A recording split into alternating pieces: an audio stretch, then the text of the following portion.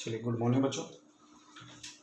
तो previous video में हम लोगों ने डिस्कस किया था कूलम्ब्स लॉ पे बेस जो आकाश के बुकलेट में जो क्वेश्चंस आए थे हम लोग उसके बारे में डिस्कस कर रहे थे।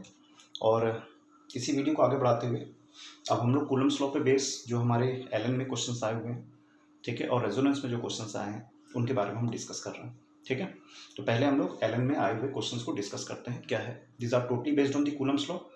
और इस पर्टिकुलर क्वेश्चन को करने से पहले आपको इससे प्रीवियस वीडियो जरूर देखनी पड़ेगी। ठीक है, और लाइक और सब्सक्राइब करना बिल्कुल ना भूलें। ठीक, तो हम लोग यहाँ कॉन्सेप्ट क्लियर कर रहे हैं, जो भी क्वेश्चंस हमारे रिलेटेड टू जेई और नीट्स के हैं, ठीक है, जिससे वो हमारा अच्छे से प्रिपेयर हो जाए। ठीक है, और हम ऑनलाइन इसकी अच्छे से तैयारी कर सकें। ठीक, तो देखिएगा कैसे क्वेश्चंस पूछे जाते हैं। हम लोगों ने कूलम्ब्स लॉ पढ़ लिया था कि कूलम्ब्स लॉ जो होता है हमारे पास, जो फोर्स होता है कि F इक्वल टू के Q1 Q2 upon R square के बराबर होता है। ठीक है, तो इसी को आगे बढ़ाते हैं कि इस फॉर्मूले पे बेस, कूलम्ब्स लॉ पे बेस कैसे कैसे क्वेश्चंस हमारे पूछे जाते हैं। तो देखिएगा जैसे क्वेश्चन इन्होंने पूछा हुआ, ठीक, पहला क्वेश्चन जो है हमारे पास, तो वो क्या है, देखो ध्यान से। इसने कहा the force of repulsion between two point charge is F। ठीक है, दो पॉइंट चार्ज है, ठीक है, suppose this one is Q1 Q2। इसने कहा इन दोनों के बीच में लगने वाला जो फोर्स है वो F के बराबर है। ठीक, और they are placing at a 1 metre distance. The force of repulsion between two point charge is F when these are at a distance of 1 metre apart। ठीक है, फिर कह रहे now the point charge are replaced by sphere of radius 25 centimetre.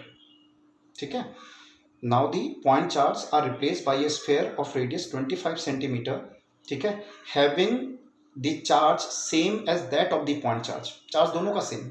ठीक है, तो the distance between their centre is 1 metre. Then compare the force of repulsion in the two case. ठीक है, अब उसने कहा कि इसको हम लोगों ने एक स्फीयर से बदल दिया ऐसे। ठीक है, चार्ज सेम दे रखा है, अगेन द चार्ज Q1 और Q2 कंडक्टिंग है, तो चार्ज इसके सरफेस में फैल जाएंगे। और इनके बीच का ये सेपरेशन जो है वो 1 मीटर दिया हुआ है आपको क्वेश्चंस के अकॉर्डिंग, कि सेंटर के बीच का सेपरेशन इनका 1 मीटर ही था। ठीक, तो इससे का फोर्स में क्या फर्क पड़ेगा। ठीक है, दोनों के केस में फोर्स में क्या फर्क पड़ेगा। देखिए, जैसे ही हम लोगों ने इस पॉइंट चार्ज को इस कंडक्टिंग स्फीयर से बदला, ठीक है, और इसकी रेडियस आपके 25 सेंटीमीटर दे रखी है, ये भी 25 सेंटीमीटर का दे रखा है। तो इन जब ये पॉइंट चार्ज थे तो इन दोनों का खुद का अपना रिपल्सन नहीं था। ठीक है, तो इनके बीच का जो सेपरेशन 1 मीटर है, तो हम लोगों ने इन दोनों पे लगने वाला फोर्स लगा दिया। ठीक, अब होगा क्या कि जब आप इसको, इनका सेपरेशन 1 ही मीटर है, तो जब आप इसको एक कंडक्टिंग सेल से जब आप चेंज करोगे तो उस केस में क्या होगा कि ये जो कंडक्टिंग स्फीयर है वो भी इसको रिपेल करना स्टार्ट कर देंगे। ठीक है, तो जब ये इसको रिपेल करेंगे तो ये जो सेपरेशन होगा, जो कि अभी तक d हमारा 1 मीटर था, अब ये जो सेपरेशन होगा d डैश वो ग्रेटर देन d से हो जाएगा हमारे पास। ठीक है, और अगर आपका सेपरेशन बढ़ता है, किसके कारण सेपरेशन बढ़ रहा है, इस कंडक्टिंग स्फीयर का सेल के रिपल्सन के कारण, तो अगर आपका सेपरेशन बढ़ेगा तो हम लोगों ने पढ़ा था कि F प्रोपोर्शनल टू क्या होता है, 1/r स्क्वायर। ठीक है, यानी इसका मतलब क्या हुआ कि जितना आपका सेपरेशन बढ़ेगा फोर्स की वैल्यू उतनी कम होती जाएगी। तो अगर इनके बीच में लगने वाले फोर्स को हम F डैश मान लें तो जो F डैश की वैल्यू है वो कम हो जाएगी, किससे, F से। ठीक है, तो सेपरेशन के बढ़ने पर हमारा जो फोर्स होगा वो घट जाएगा हमारे पास। ठीक है, तो इस वाले केस में जब हम इसको इससे रिप्लेस करेंगे तो हमारा उस केस में फोर्स रिड्यूस हो जाएगा। रिड्यूस क्यों हो रहा है, क्योंकि इनके बीच का जो सेपरेशन है वो इनके इलेक्ट्रोस्टैटिक फोर्स ऑफ रिपल्सन के कारण बढ़ गया, इसलिए फोर्स की वैल्यू हमारी घट गई। ठीक है, तो पहला क्वेश्चन ये पूछा था। दूसरा इसने जो क्वेश्चन पूछा था कि two identical metal sphere carry a charge +q and -2q respectively when the sphere are separated by a distance r, the force between them is F। ठीक है, तो दो स्फीयर हैं, यानी टू स्फीयर, एक पे चार्ज है +q और एक में चार्ज है -2q। ठीक है, और जब इनको r डिस्टेंस पे रखा गया तो उस केस में इन पे लगने वाला जो फोर्स था वो F था। तो the F will be equal to क्या आ जाएगा, k Q1 that means q, Q2 that means 2q upon r का स्क्वायर। ठीक है, तो ये आ जाएगा हमारे पास 2k q square upon r square, इतना फोर्स लग रहा था। अब क्या किया देखते हैं। कह रहा now the sphere are allowed to touch and then move back to the same separation.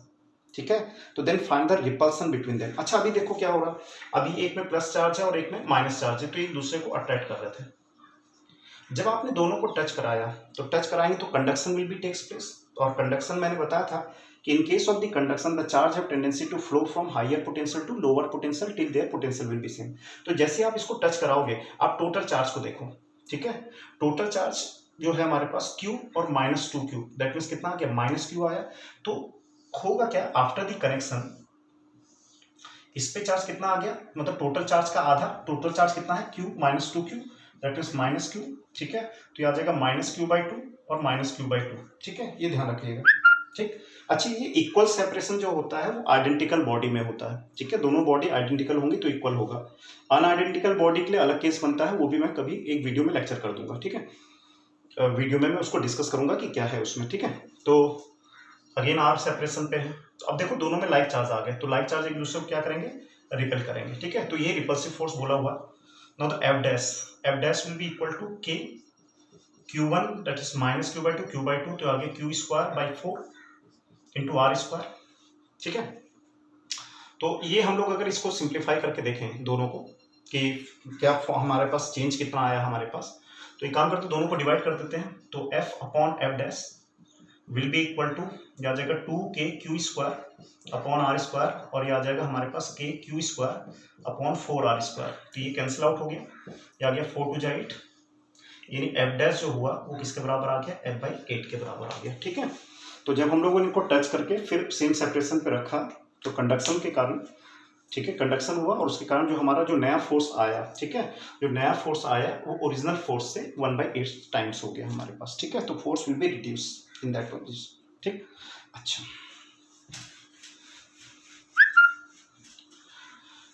Now in the next problem कह रहा the electrostatic force of repulsion, question को ध्यान सुनिएगा, the electrostatic force of repulsion between to positive ions, ठीक है, carry equal charge is 3.7 into 10⁻⁻9 Newton, ठीक है। कह रहा है दो पॉजिटिव आयन है, एक आयन ये है और एक ये है, और इनके बीच में पॉजिटिव आयन है +Q1 और ये +Q2 है। तो इनके बीच में जो लगने वाला फोर्स है F वो आपको दिया हुआ 3.7 इंटू 10⁻⁻9 न्यूटन दिया हुआ है और सेपरेशन 5 एंगस्ट्रॉम दी हुई है, दैट मीन्स 5 इंटू 10⁻⁻10 मीटर दिया हुआ है, ठीक है। तो इसने कहा है क्वेश्चन में कि how many electrons are missing from each, ठीक है, तो कितने इलेक्ट्रॉन इससे मिस हो रहे हैं हमने ये निकालना। अच्छा देखो कूलम्स लॉ में F दिया है R दिया है तो Q निकाल लेते हैं, ठीक है। अच्छा, तो इसने कहा कि इक्वल चार्ज है दोनों में, ये दोनों में इक्वल चार्ज है तो +Q ले लिया दोनों में, ठीक है। तो F इक्वल टू अगेन वही formula K Q1 Q2 that means Q²/R², तो ये डेटा आपको पता है F की value, F will be given 3.7 into 10⁻⁹, Q आपको पता है 9 इंटू 10⁻⁹, ठीक है। Q² निकालना है upon R will be given इतना, ठीक है। तो यहाँ से आप Q² की वैल्यू निकाल लेंगे, ठीक है, सॉल्व करके, ठीक। लेकिन हमसे क्या पूछा हुआ है कि how many electrons are missing from each, ठीक है। तो जो भी हमारे पास Q आएगा आपने क्या फॉर्मूला लगा देना है, Q equal to N into E के बराबर लगा देना है, ठीक है। तो Q का डेटा तो आपका यहाँ से निकल जाएगा, ठीक है, सॉल्व करके हम लोग Q आसानी से निकाल सकते हैं। N आपको निकालना है और E की वैल्यू आपको पता है, the value of E will be equal to 1.6 into 10⁻⁻19, तो यहाँ से जब आप N की वैल्यू निकालोगे तो ये 2 आ जाएगा, ठीक है। तो यानी कि 2 इलेक्ट्रॉन जो है इस केस में मिस हो रखे हैं हमारे पास। मिसिंग वर्ड क्यों यूज हो रखा है, क्योंकि पॉजिटिव चार्ज है, पॉजिटिव चार्ज कब होता है, जब इलेक्ट्रॉन मिस होते हैं हमारे पास, ठीक है, ये केस हमारे पास है। नेक्स्ट क्वेश्चन में इसने कहा कि the force between 2 point charge in air is 100 Newton, ठीक है। 2 पॉइंट चार्ज के बीच में जो फोर्स लग रहा है वो 100 न्यूटन का लग रहा है, ठीक। तो ठीक है, ये चार्ज Q1 है Q2 है, सेपरेशन R है, तो इनके बीच में जो फोर्स है जो कि किसके बराबर है, K Q1 Q2 upon R², ये आपको 100 न्यूटन का दिया हुआ है। फिर इसने कहा कि calculate the force if the distance between them is increased by 50%, ठीक है। अगर इनके बीच की डिस्टेंस को 50% इंक्रीज किया जाए तो फोर्स में क्या फर्क पड़ेगा, ठीक। आप सिंपली एक अगर कॉन्सेप्ट को ध्यान से देखो तो F प्रोपोर्शनल टू 1/R² होता है, यानी F1/F2 will be equal to क्या होगा, R2 का स्क्वायर अपॉन R1 का स्क्वायर, ठीक है। तो F1 तो आपको दिया हुआ है, F1 will be given 100, F2 you have to find. R2 जो है वो क्या कह रहा है कि R1 का 50% राइज किया हुआ है, ठीक, और अपॉन R1 का स्क्वायर आ गया, तो इसको हम सॉल्व कर लेते हैं। तो ये आ जाएगा 100 upon F2 will be equal to 2r1 plus r1 that means 3r1 divided by 2, तो आ जाएगा 3r1 डिवाइडेड बाई 2, ठीक है, और स्क्वायर अपॉन r1 का स्क्वायर, ठीक, तो ये आ जाएगा 9r1 का स्क्वायर डिवाइडेड बाई 4r1 का स्क्वायर, ठीक है, तो ये कैंसिल आउट हो जाएगा हमारे पास, तो यहाँ से f2 की वैल्यू आ जाएगी हमारे पास 100 इंटू 4 डिवाइडेड बाई 9 के बराबर आ जाएगा हमारे पास, ठीक है, 100 इंटू 4 डिवाइडेड बाई 9, ठीक है, एक बार कैलकुलेशन फिर से देख लेना, ठीक है। अच्छा, तो इसने ये बोला कि जो सेपरेशन है इनके बीच का, calculate the distance if the distance, calculate the force if the distance between them is increased by 50%, ठीक है, तो हम लोगों ने इनका जो सेपरेशन है उसको 50% राइज कर दिया, ठीक है, तो इन R1 था 50% और राइज कर दिया हमारे पास, तो 50/100 1/2 आ गया, 2 1 जा 2, 3r1 डिवाइडेड बाई 2, ठीक है, स्क्वायर हो रखा है अपॉन, तो आ जाएगा 9r1 स्क्वायर 4r1 का स्क्वायर, तो सॉल्व करके हमारे पास ये डेटा आ जाएगा हमारे पास, ठीक है, ठीक। अच्छा,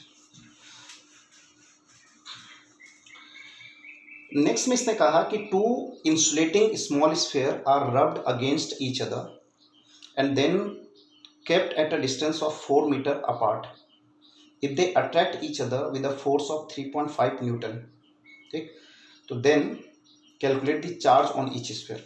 देखिए एक चीज़ ध्यान रखिएगा कि जब हम दो बॉडीज को आपस में रब करते हैं तो उन दोनों बॉडी में जो चार्ज आता है वो इक्वल और अपोजिट ही आता है। Equal number of charges will be lost by one body and this electron will be gain by another body, ठीक है। तो इसने कहा कि जब दो बॉडीज को, दो स्मॉल इंसुलेटिंग स्फीयर हैं, इनको जब रब किया गया और 4 मीटर के सेपरेशन पे रखा गया तो दोनों में इक्वल चार्ज आ जाएगा, हाँ, एक में प्लस होगा और एक में माइनस आ जाएगा, और इनके बीच की दूरी 4 मीटर दे रखी है और फोर्स भी आपको दिया हुआ है 3.5 न्यूटन का इसके बीच में फोर्स लग रहा है, ठीक है। अट्रैक्ट करेंगे, ऑब्वियस सी बात है, अपोजिट, तो F का फॉर्मूला लगा दिया हम लोगों ने, F equal to K that means 9 into 10 की power 9 Q1 Q2 Q square upon R का स्क्वायर दैट मीन्स 4 का स्क्वायर, तो Q square equal to 3.5 into 16 divided by 9 into 10 की पावर 9, ठीक है, तो यहाँ से हम Q की वैल्यू निकाल देंगे, ठीक है, पहला आंसर आ गया हमारे पास। तो ये जो डेटा आ जाएगा ये 8 इंटू 10 की पावर -5 कूलम का आ गया, ठीक। उसने कहा calculate the number of electron transferred from one sphere to another, ठीक है, कितने इलेक्ट्रॉन का ट्रांसफर हुआ, तो Q इक्वल टू क्या होता है n इंटू ई, तो n की वैल्यू निकालेंगे, Q अपॉन ई आ जाएगा, Q की वैल्यू 8 इंटू 10 की पावर -5 और E की वैल्यू 1.6 इंटू 10 की पावर -19, ठीक है, तो 5 इंटू 10 की पावर 14 ये इलेक्ट्रॉन्स हमारे ट्रांसफर हो गए, ठीक है बच्चों। तो ये हमारे पास जो हेलन में क्वेश्चंस आए थे वो मैंने आपसे डिस्कस कर लिए हैं, ठीक है, और जो भी ये वीडियो देख रहे हैं उस वीडियो को लाइक और सब्सक्राइब जरूर करें, ठीक है, जिससे हम लोग आगे फर्दर वीडियो में हमें भी मोटिवेशन मिलता है थोड़ा सा, ठीक है। बाकी आपके जो भी सुझाव होंगे इसमें से रिलेटेड वो आप मुझे कमेंट्स में कर सकते हैं, ठीक है, कमेंट्स बॉक्स में कमेंट्स कर सकते हैं, ठीक, थैंक यू बेटा।